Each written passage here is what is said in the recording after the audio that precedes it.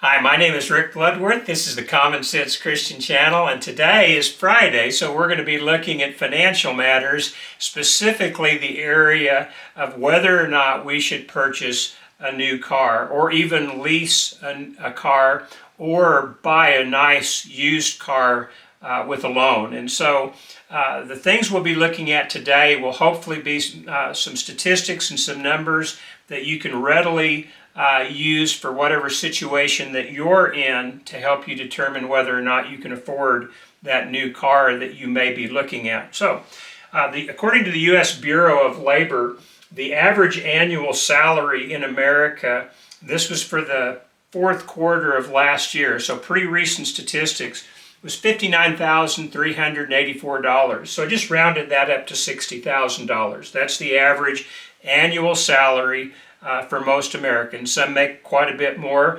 If you're like me, you make quite a bit less. But $60,000 is the average on that. Then you have to pay taxes on that before you can figure out what your take-home pay is. In Texas, we don't have a state tax, and so the only thing we have to pay will be the internal revenue, the Social Security, unemployment, things like that. And so the average taxes on a $60,000 salary are going to run about $10,600, which will leave you a take-home pay annually of $49,400, or monthly about $4,117. Again, this is your take-home after taxes. If you give a regular contribution, then you're going to have to take that off of your total as well, because you want to figure out how much money you have to work with. And as Christians, we believe that we have to give to God first. And so whatever amount you give, we don't have to give any certain percentage. We're only told that we're to give in keeping with our income, that we're to give cheerfully, that we're to give on the first day of each week. And so as long as you meet those parameters, the percentage, the amount is completely up to you. I just gave an idea of 10%, which is going to leave you about $3,700 per month, if you're average, that you have to spend on your bills, for everything from your living, your food, and your transportation. And so this is what we're going to be looking at, this idea of about $3,700 after giving, $4,117 before giving. And so this is the standard that we want to begin with. The next portion I have in here, the next line I have in here, I got from bankrate.com, and it just showed the average auto insurance in America as of February of 2024. And as of February of 2024, the average insurance for a car with comprehensive full insurance is going to be $212 a month. And then if you have the minimum, just liability, it's going to be $62 a month. And so you know what you're going to be paying about if you don't have a car payment, but you also have to understand if you have a car payment, they're going to make you get full insurance. You're going to have to get comprehensive in addition to liability. And whoever you buy that car from, or whoever you get that car loan from, they're the ones that are going to set the terms as far as what kind of insurance you have to get. So understand the difference between a nice car that you get full insurance on and just an average used car that you may just be wanting liability. It's going to be a difference of about $150 a month right off the top, and that's pretty significant. So there's the insurance portion of it. Now we want to talk about getting a new car. And this to me is very eye-opening for most people, and I believe that you need to have your eyes open before you go looking for cars, because once you get into that showroom, once you find the car of your dreams, especially if you're driving some old beater car that just barely got you there and you're tired of driving a crummy car, well, that's not the time to be thinking about the cost, because you're not going to be thinking rationally as you're looking at that new car. And you're also going to be having a very experienced salesman who is going to be, or saleswoman, who's going to be very good at convincing you that this new car is going to pay for itself. Well, new cars never pay for themselves, so get past that idea. But now let's look at the actual figures. The figures I got were from two sources. One, I went to nerdwallet.com to find out what the average monthly payment for a new car was, and they had $726 a month. Well, that seemed a little bit high to me. I was thinking maybe closer to $400 a month. So I did a little bit more research, and I came across LendingTree's website and found out their statistics for new car payments, and they had $726 a month. So apparently this is the average cost of a new car payment per month in America as of February of 2024. So if you're getting a new car, you're going to be paying about $726 a month just for the payment on that car. Now, you might be thinking, well, that must be some $60,000 or $70,000 car. It's not at all. The average loan, this payment is for a loan of a little over $40,000, and it's for a term of 68.3 months. So you're going to be paying for 5.5 years, $726 a month, plus your full insurance of $212, because you've got to insure it absolutely to the hilt. It's got to be comprehensive in addition to liability.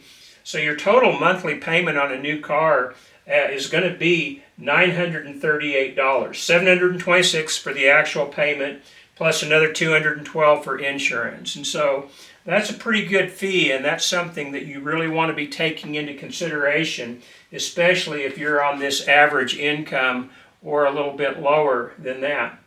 Well, you might say, well, I'm just going to lease it, so I don't actually want to buy it. I'll save all sorts of money on that, and you do save a certain amount of money. Again, according to LendingTree.com, for February of 2024, the average lease payment on a new car is $597 a month.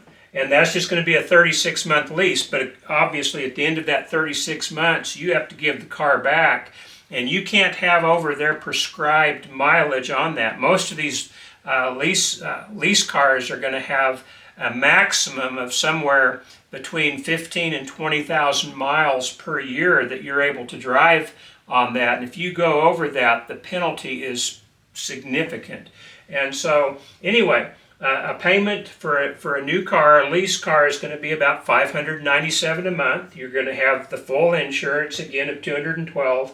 So your car payment, just for the payment and the insurance, is going to run you about $809 a month. Still a pretty significant portion of $3,700 that you have to pay all your bills out of. And then the last category was a used car. And this is a nice used car. Typically, this nice used car is going to be something along the lines of the end of somebody's 36-month lease.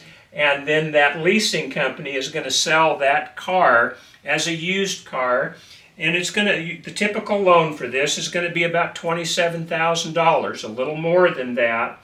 And your monthly payment is going to be $533 a month. And you might be thinking, well, at least that's going to be for a lot shorter term than for a new car. Well, that's not the case. That's going to be for 67.6 months, or again, about 5.5 years that you're going to be making that payment of $533 a month, plus this $212 for insurance. So a total of $747 for your car payment for a used car and your insurance.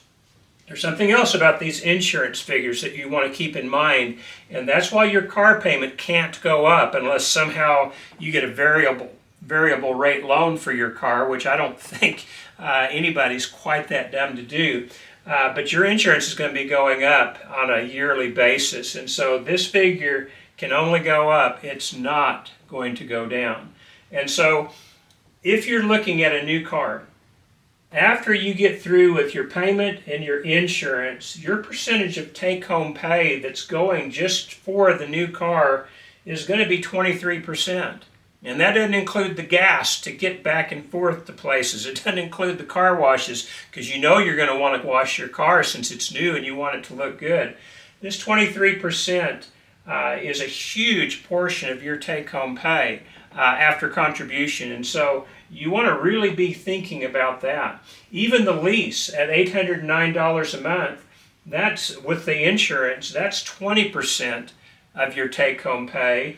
And this used car is going to be about 18% of your take-home pay.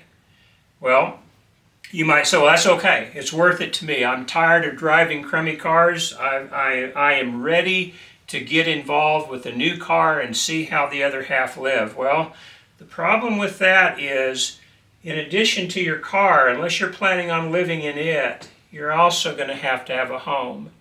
That means you're going to have to rent it or buy it. Well, if you haven't bought your home yet, and you have this kind of an income, $49,400 or $4,117 after taxes, and you're spending this much on a new car, just this much alone is going to take a huge portion of what a lender is willing to allow you to have in monthly payments.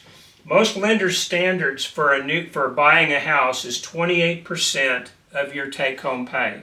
That's what they will permit for the mortgage.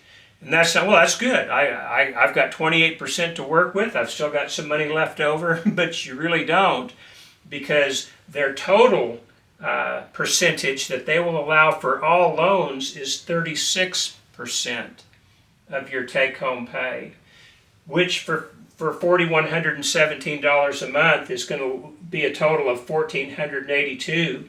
Even if you just deduct the car payments, forget the extra insurance, just the car payments, you're only going to have $756 left for a mortgage. And that's if you don't have student loans, if you don't have credit card loans, if you don't have some other type of consumer loan, like buying appliances or something like that, or an additional car that you might still be making payments on, or medical bills that you're making payments on. This 36% standard for all loans is pretty much their absolute. They may go up to 40%, and obviously if you have two incomes, you're going to be having more that's going to be going into this 36%. But realize, if you have an average income and you buy a new car, you are not going to have enough left to get any kind of a house as far as a mortgage payment. This means you're going to be renting, which is fine. Renting a house makes a whole lot more sense for some people in their circumstances. But can you rent a house for $756 a month? Even though you're not set to a percentage by some lender on this part, this is pretty realistic as far as what you're going to have left over after paying your utilities and your groceries and all the different expenses that you're going to have every month. And so here is the point. When you buy a new car and you go out and spend this much money, and then you have to insure it, you are spending a huge portion of your take-home pay, of your available pay.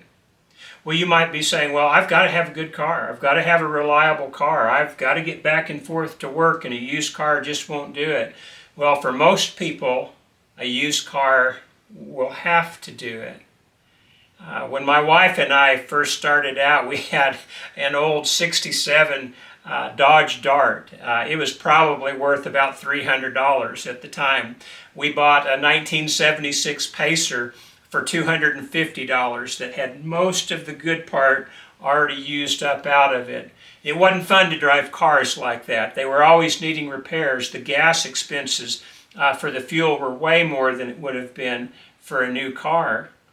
But we just couldn't afford a new car and be able to have our rent payments and be able to pay for our groceries and be able to pay for our children and their clothing and things like that. And so all of life is a trade-off. And the main reason I wanted to look at this today is because most people don't take these things into consideration. They look at the payment, $726 a month, and they don't think anything more about that. They think, well, I've got $4,100 a month that's coming in. I'm still going to have $3,400 a month left over for all the other bills, and that's more money than I've ever had in my life. I can do it. But when you start adding everything else in, you're going to find out that it's very difficult. Think about it this way.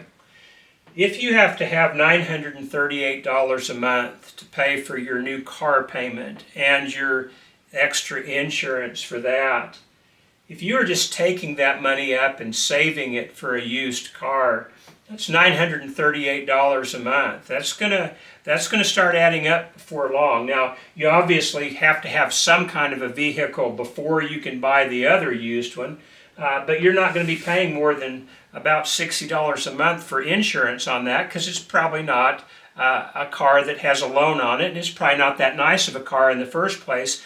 Otherwise, why would you even be considering buying a new car?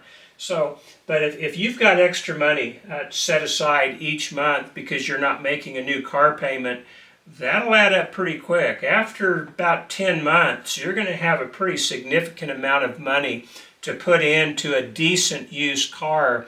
And even though that used car is going to have a certain amount of repairs, even if those repairs run up to $200 a month, and even if your difference in fuel efficiency between the new and the used one is $50 a month, the difference between $250 a month and $938 a month is pretty significant. I think you'd agree. Even if you add the $62 for that you do have to put in for your insurance, it's still going to be a significant amount. And realistically, within about 6 months, you're going to be able to buy a used car that's going to get you around. Is it going to be your dream car? Probably not. Is it going to be something that's going to have the aggravation of occasional repairs? Probably so. But the nice thing about it is it does not make you a debt slave. And this is what a new car is going to do for you. Now, if you are independently wealthy, go ahead and buy that new car with cash. Don't be financing it. There's no reason in the world to finance it if you can afford to buy it with cash, but you're able to afford to just pay for it. Otherwise, it's probably going to get you so far in over your head that your life's going to be miserable pretty quick. And there's something else that goes along with these new cars. While they will increase the quality of your life in one area, you're not going to have the worries perhaps of breaking down on the side of the road somewhere. The worries you're going to have when you pillow your head at night thinking about how am I going to make all these payments are going to be far in excess of any inconvenience you're going to have with a used car. The fact of the matter is that your parents probably started off their life together with a used car, and they somehow made it. And I doubt very seriously if they think that somehow scarred them for life because of the difficulties that may have come with that. One of the most important things for Christians to do is to be able to live within their means. And part of that means that we just trust God to supply what we need. It's a whole lot more fun to drive a new car than it is a used car, but it's a whole lot more fun to not have a monthly payment than it is to have a huge monthly payment on this new vehicle. Well, this is just something to be thinking about. I hope this will help you as you're determining whether or not you need to be getting a new car or not, or even a leased car or a nice used car that you have to get a loan on, because once you have the information and you can sit down, if you're married, with your spouse and figure out, is this what we really want? Do we prefer this over a decent house? Or do we prefer this and we'll just have beans and rice for the next 68 months? You can sit down and decide what you need, but do so prudently. Do so in a prayerful manner, asking God for the wisdom to lead you in these decisions. And then you're going to be armed with a lot better ammunition to be able to, or information to be able to make the decisions that everybody has to make in life. Well, thanks for tuning in today. If you have any comments, be sure and put them down. If you're a new car dealer and you just want to express your hatred for me in the comments, I'll certainly understand that. But until next time, I pray that God will richly bless you as you seek to serve Him to the best of your ability.